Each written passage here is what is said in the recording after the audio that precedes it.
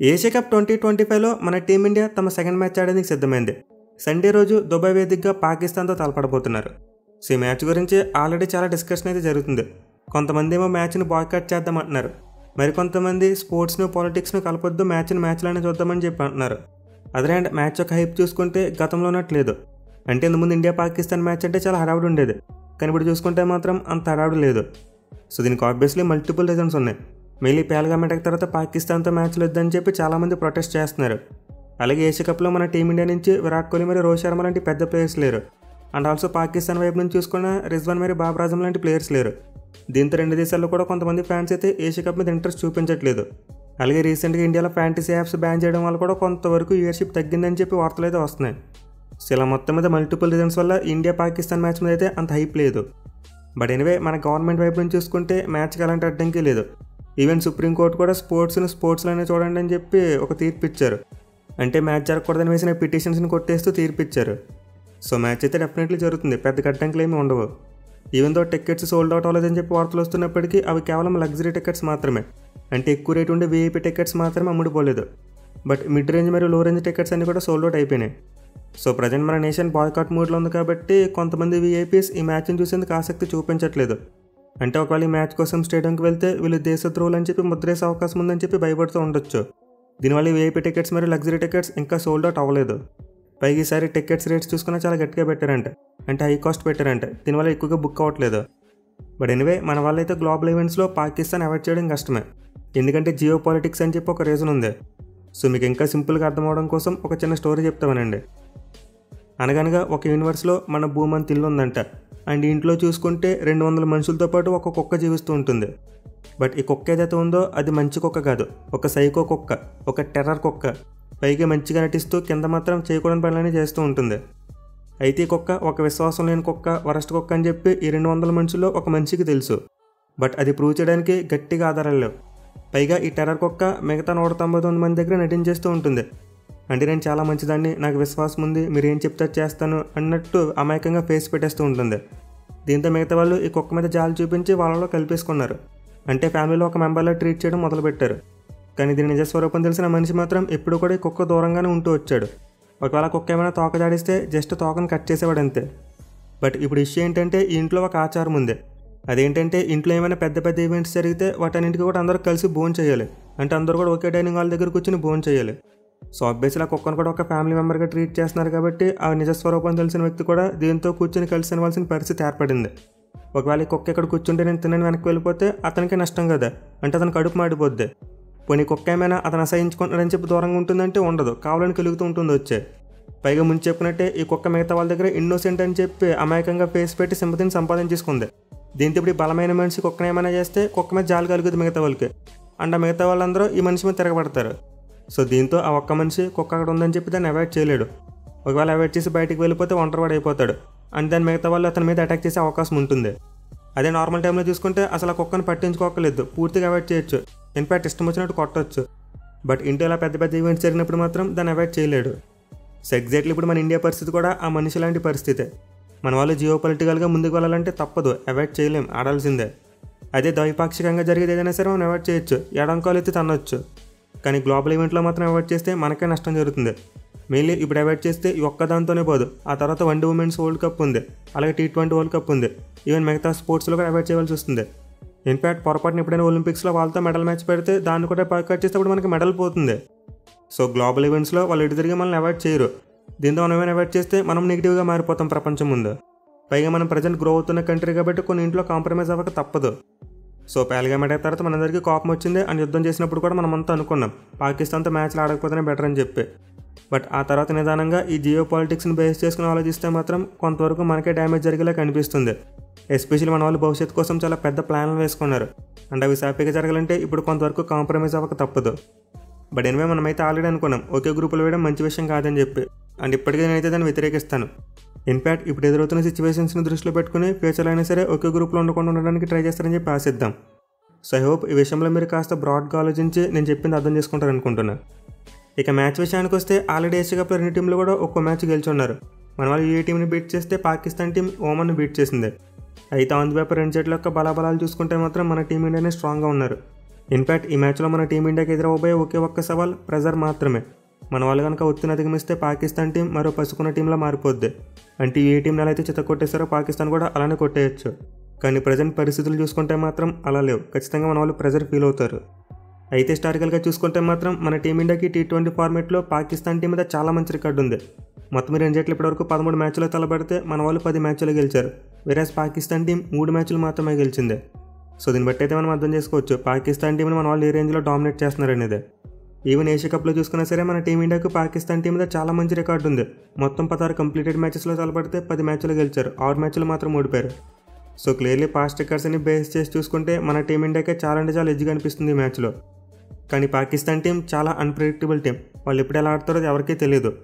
ఒక్కరోజు పెద్ద పెద్ద టీంలను సైతం ఓడించేస్తారు.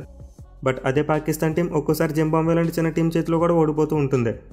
సో దీంతో మన వాళ్ళైతే మంచిగా ప్లాన్ చేసుకుని ఫుల్ ఎఫర్ట్ పెట్టి ఆడాలి.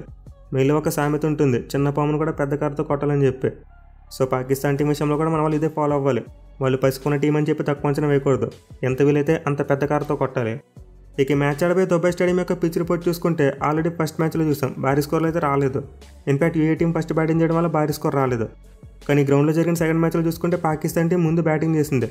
కానీ వాళ్ళు పట్టుమని ఒక 180 పరుగుల స్కోర్ కూడా కొట్టలేకపోయారు. ఓమన్ లాంటి చిన్న టీం మీద 7 వికెట్లు కోల్పోయి 160 పరుగులు మాత్రమే చేశారు. బట్ ఎనివే మన వాళ్ళడిన 4 ఓవర్ల ఆట చూసుకుంటే మాత్రం పిచ్ కొంతవరకు బ్యాటింగ్ ఫ్రెండ్లీగానే కనిపిస్తుంది. అంటే లిటిల్ బిట్ గ్రాస్ ఉండడం వల్ల ప్రతి బాల్ కూడా స్లో అవ్వట్లేదు. ఇన్ఫ్యాక్ట్ పిచ్ కొంతవరకు 2 పీస్డ్ వికెట్గా కనిపిస్తుంది.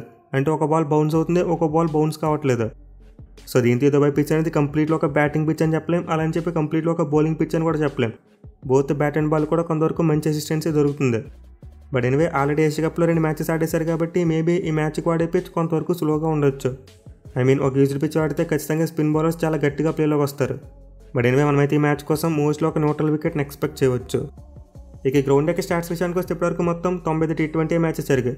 అండ్ 95 మ్యాచ్లో ఫస్ట్ బ్యాటింగ్ చేసిన టీం 47 మ్యాచ్లో గెలిస్తే చేస్ చేసిన టీమ్స్ 48 మ్యాచ్లో గెలిచాయి. అలాగే గ్రౌండ్లో ఫస్ట్ ఇన్నింగ్స్ యావరేజ్ స్కోర్ చూసుకుంటే కేవలం 144 పరుగులుగా మాత్రమే ఉంది.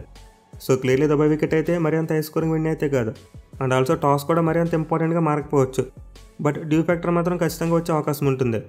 సో దీంతో మోస్ట్ లైక్లీ మ్యాచ్లో టాస్ గెలిచిన కెప్టెన్ ముందుగా ఫీల్డింగే తీసుకుంటారు. అయితే డ్యూ వచ్చే ఛాన్స్ లేదు, అలాగే యూజ్డ్ పిచ్ వాడుతున్నారు అనుకుంటే మాత్రం ముందు బ్యాటింగ్ చేయడం బెటర్. ఎందుకంటే మ్యాచ్ ప్రోగ్రెస్ అయ్యే కొద్దీ పిచ్ ఇంకా స్లోగా మారిపోద్ది. సో హెవీగా డ్యూ ఫ్యాక్టర్ వస్తుందని తెలిస్తేనే టాస్ గెలిస్తే ముందుగా ఫీల్డింగ్ తీసుకోవాలి, లేదనుకుంటే మాత్రం ముందుగా బ్యాటింగ్ చేయడమే బెటర్. ఇక ఈ గ్రౌండ్లో 2 జట్ల క్యాటెడ్ స్టాట్స్ చూసుకుంటే పాకిస్తాన్ టీం డామినేషన్ కనిపిస్తుంది. ఇప్పటివరకు ఈ గ్రౌండ్లో T20 ఫార్మేట్లో 2 జట్లు మొత్తం 3 మ్యాచ్లో తలపడ్డాయి. అయితే 3 మ్యాచ్లో పాకిస్తాన్ వాళ్ళు 2 గెలిచారు, మన టీమిండి 1 మ్యాచే గెలిచింది. సో పాకిస్తాన్ టీం మన మీద గెలిచిన 3 T20 మ్యాచ్లో 2 T20 మ్యాచ్లు ఈ గ్రౌండ్లోనే గెలిచారు. దీంతో మన టీమిండియా కాస్త జాగ్రత్తగా ఉంటే బెటర్. అండ్ ఆల్సో ఈ గ్రౌండ్లో మన టీమిండియా కంటే పాకిస్తాన్కే కాస్త బెటర్ విన్ పర్సెంటేజ్ కనిపిస్తుంది. అంటే మన వాళ్ళు 10 మ్యాచ్లు ఆడితే 6 గెలిచి 4 ఓడిపోయారు. వేరేస్ పాకిస్తాన్ టీం ఈ గ్రౌండ్లో 33 మ్యాచ్లు ఆడితే 18 గెలిచారు, 14 మ్యాచ్లు ఓడిపోయారు. సో పాకిస్తాన్ టీంకి ఈ గ్రౌండ్లో ఆడిన ఎక్స్పీరియన్స్ ఎక్కువగా ఉంది. At the same time record కూడా బెటర్గానే ఉంది. అయితే ముందు చెప్పుకున్నట్టే ఆన్ ది పేపర్ చూసుకుంటే ఆ టీం మన టీమిండియాతో ఎక్కడ కూడా సరితూగదు. ఆ టీంలో సరైన ప్లేయర్స్ లేరు. ఉన్న ప్లేయర్స్ అందరూ కూడా చాలా వరకు ఇన్కన్సిస్టెంట్గా ఆడే ప్లేయర్సే. సో ముందు మనం పాకిస్తాన్ బ్యాటింగ్లో చూసుకుంటే కొంతవరకు ఎగ్జైటింగ్ ప్లేయర్స్ ఉన్నారు. బట్ వాళ్ళు ఎప్పుడు ఆడతారో ఎవరికీ తెలియదు. అలాగే ఎక్స్పీరియన్స్ ఉన్న ఫకర్ జమాన్ కూడా అంత అగ్రెసివ్ బ్యాట్స్మెన్ కాదు. ఈవెన్ వాళ్ళ కెప్టెన్ సల్మాన్ ఆగా కూడా అంత అగ్రెసివ్ బ్యాట్స్మెన్ అయితే కాదు. ఇన్ఫ్యాక్ట్ ఓమన్ టీం మీద చాలా హైప్తో బరిలో దిగిన పాకిస్తాన్ యంగ్ ప్లేయర్స్ ఫెయిల్ అయ్యారు. అంటే బ్యాట్స్మెన్ ఎక్కువ రన్స్ కొట్టలేకపోయారు. వాళ్ళ వికెట్ కీపర్ మహమ్మద్ హారిస్ ఒక హాఫ్ సెంచరీ కొట్టి ఆ టీంని బతికించాడు. లేకపోతే పాకిస్తాన్ టీం ఓమన్ టీం మీద కూడా ఓడిపోయి ఉండేది. సో పాకిస్తాన్ టీం బ్యాటింగ్ అయితే ఎక్కడ కూడా మన టీమిండియా బ్యాటింగ్కి సరితూగదు. మన టీమిండియాలో ఆల్మోస్ట్ ప్రతి ప్లేయర్ కూడా ఒక మ్యాచ్ వినరే. బట్ పాకిస్తాన్ బ్యాటింగ్లో చూసుకుంటే మాత్రం ఆ మ్యాచ్ వినర్స్ అయితే కనిపించరు మీకు. ఇక బౌలింగ్లో చూసుకున్న పాకిస్తాన్ పేస్ అటాక్ అంత మంచిగా కనిపించట్లేదు. ఇన్ఫ్యాక్ట్ ఒకప్పుడు పేస్ బౌలింగే మా బలమని చెప్పుకున్న వాళ్ళు ఇప్పుడు పేస్ బౌలింగ్లో చాలా డేలా పడిపోయారు. కేవలం 2 పేసర్స్ని మాత్రం ఆడిస్తున్నారు. అందులోనూ ఒక pace bowler, bowling all rounder. So Pakistan team అయితే ఎక్కువగా స్పిన్ బౌలర్స్ మీద డిపెండ్ అవుతున్నారు. మెల్లి సుఫియాన్ ముఖ్యం చాలా మంచి ఫామ్లో ఉన్నాడు. అలాగే పిట్స్ వచ్చినట్టు తలూపే బౌలర్ కూడా కొంతవరకు పర్వాలేదు. అండ్ ఆల్సో వాళ్ళకి ఆల్రౌండర్స్ ఉన్న స్పిన్నర్స్ కూడా కొంతవరకు మంచిగానే బౌలింగ్ చేయగలరు. సో స్పిన్ బౌలింగ్ విషయంలో చూసుకుంటే పాకిస్తాన్ టీంను కొంతవరకు కన్సిడర్ చేయొచ్చు. బట్ పేస్ బౌలింగ్ విషయంలో పెద్దగా పట్టించుకోవడం అవసరం లేదు. ఎనివే ఈ మ్యాచ్ కోసం పాకిస్తాన్ టీం యొక్క ప్రాబబుల్ ప్లేయింగ్ లెవెన్ చూసుకుంటే ఓపెనర్స్గా సయీం అయూబ్ మరియు సైఫ్ జదా ఫర్హాన్ బర్లకు దిగే ఛాన్సెస్ ఉన్నాయి. ఇక తర్వాత నెంబర్ 3లో మహమ్మద్ హారిస్, నెంబర్ 4లో ఫకర్ జమాన్, నెంబర్ 5లో సల్మాన్ ఆగా, నెంబర్ 6లో హసన్ నవాజ్, నెంబర్ 7లో మహమ్మద్ నవాజ్, నెంబర్ 8లో ఫహీమ్ అష్రఫ్, నెంబర్ 9లో షాహిన్ అఫ్రిది, నెంబర్ 10లో సుఫియాన్ ముఖ్యం మరియు నెంబర్ 11లో అబ్రార్ అహ్మద్ బర్లకు దిగే ఛాన్సెస్ ఉన్నాయి. ఇక మన టీమిండియా విషయానికి వస్తే ఎంత స్ట్రాంగ్గా నేను ప్రత్యేకంగా చెప్పనవసరం లేదు. మన వాళ్ళ బ్యాటింగ్ మరియు బౌలింగ్ రెండు కూడా చాలా బలంగా కనిపిస్తున్నాయి. ఈవెన్ మన వాళ్ళు ముగ్గురు జెన్యూన్ స్పిన్నర్స్ అయినా సరే మన కాంబినేషన్ ఇంకా స్ట్రాంగ్గానే కనిపిస్తుంది. ఈ మ్యాచ్ కూడా మన టీమిండియా ప్లేయింగ్లోనూ మార్పులు ఏమీ చేయకపోవచ్చు. ఎందుకంటే లాస్ట్ మ్యాచ్లో శివం దుబే మరియు కుల్దీప్ యాదవ్ ఇద్దరు మంచిగా ఆడారు. దీంతో వీళ్ళిద్దరు ఎవరో ఒకరిని పక్కన పెట్టి హర్షదీప్ సింగ్ని తీసుకురావాలంటే కొంతవరకు కష్టమైన విషయమే. సో మోస్ట్లీ నేనైతే మన టీమిండియా ప్లేయింగ్లో మార్పు ఏమి ఉండదనుకుంటున్నాను. ఏదైనా ప్లేయర్కి ఇంజరీ అయితేనే కొత్త ప్లేయర్ వస్తాడు. బట్ ఎనివే ఈ మ్యాచ్లో అయితే బుమ్రా మరియు హార్దిక్ పాండ్యా లాంటి ప్లేయర్స్ చాలా ఇంపార్టెంట్ ప్లేయర్స్. ఎందుకంటే వాళ్ళకి ప్రీవియస్గా పాకిస్తాన్ టీం మీద ఆడిన ఎక్స్పీరియన్స్ చాలా ఎక్కువగా ఉంది. ఇన్ఫాక్ట్ వీళ్ళిద్దరు క్లచ్ ప్లేయర్స్ పాకిస్తాన్ టీం మీద బాగా పెర్ఫామ్ చేస్తూ ఉంటారు. ఎస్పెషల్ హార్దిక్ పాండ్యాకి పాకిస్తాన్కి అగెనిస్ట్గా మంచి రికార్డు ఉంది. అండ్ ఆల్సో బుమ్రా కూడా లాస్ట్ టైం T20 వరల్డ్ కప్లో పాకిస్తాన్తో ఎలా ఆడుకున్నాడో చూసాం. సో వీళ్ళతో పాటు మిగతా యంగ్స్టర్స్ కూడా స్టెప్ అప్ అయితే మన టీంని ఈజీగా మ్యాచ్ గెలిచేస్తుంది. ఎస్పెషల్ అభిషేక్ శర్మ లాంటి ప్లేయర్ ఈ మ్యాచ్లో ఎలా ఆడతాడనేది చాలా ఇంట్రెస్టింగ్ ఉండబోతుంది. అండ్ ఆల్సో వరుణ్ చక్రవర్తి కూడా మంచిగా రివెన్యూ తీసుకునే టైం వచ్చింది. అంటే 2021 T20 వరల్డ్ కప్లో అతను పాకిస్తాన్ టీం మీద సరిగ్గా పెర్ఫామ్ చేయలేకపోయాడు. ఇన్ఫాక్ట్ ఆ ఫెయిల్యూర్ కారణంగానే టీంలో ప్లేస్ కోల్పోయాడు. బట్ ఇప్పుడు దానికి రివెన్యూ తీసుకునే టైం అయితే అతనికి వచ్చింది. బట్ ఎనివే ఎంతమంది ఉన్నా సరే మన వాళ్ళు ఖచ్చితంగా రోహిత్ శర్మ మరియు విరాట్ కోహ్లీ లాంటి ప్లేయర్స్ని మిస్ అవుతారు. ఎస్పెషల్ ఇద్దరు లేకుండా మన వాళ్ళు పాకిస్తాన్తో మ్యాచ్ ఆడి చాలా కాలం అయిపోతుంది. పర్టికులర్గా పాకిస్తాన్ అన్అఫీషియల్ ఫాదర్ అయిన విరాట్ కోహ్లీ లేకపోవడం నిజంగా మన టీమిండియాకి చాలా పెద్ద లోటు. అండ్ ఆల్సో మనకున్న మరో నెగిటివ్ పాయింట్ ఏంటంటే మనం మరో రన్ మిషన్ కూడా ఈ మ్యాచ్లో మిస్ కాబోతున్నాం. అంటే మన టీమిండియా మన రన్ మిషన్ విరాట్ కోహ్లీతో పాటు పాకిస్తాన్ రన్ మిషన్ హరీష్ రాఫ్ను కూడా మిస్ అవుతారు. అది ఇద్దరు ఉంటే ఇండియన్ ఫ్యాన్స్కి పండగలో ఉండేది. ఎస్పెషల్లీ పాకిస్తాన్ రన్ మిషన్ హరీష్ రాఫ్ కనుక టీంలోకి వస్తే ఇంకా మన టీమిండియాకి పండగ. సో లెట్స్ హోప్ ఈ మ్యాచ్ కోసం పాకిస్తాన్ టీం హరీష్ రాఫ్ని తీసుకోవాలని చెప్పి ఆశిద్దాం. ఎందుకంటే అలా చేస్తే కనీసం ఒక్క రన్ మిషన్ అనేది చూసామన్న ఆనందం కలుగుద్ది. ఎనివే అపార్ట్ ఫ్రమ్ జోక్స్ ఈ మ్యాచ్లో అయితే ఖచ్చితంగా మన టీమిండియానే ఫేవరెట్స్ కొంటారు. అండ్ ఆబ్వియస్లీ మన టీమిండియాకి గెలిచే ఛాన్సెస్ ఎక్కువగా కనిపిస్తున్నాయి. ఇన్ఫాక్ట్ ఈ మ్యాచ్లో గెలిచిన టీంకి సూపర్ 4 స్పాట్ చాలా వరకు ఫిక్స్ అయిపోద్ది. సో చూడాలి మరి మన టీమిండియా కుర్రాళ్ళు ఈ మ్యాచ్లో పాకిస్తాన్ టీంతో ఎలా ఆడుకుంటారు అనేది.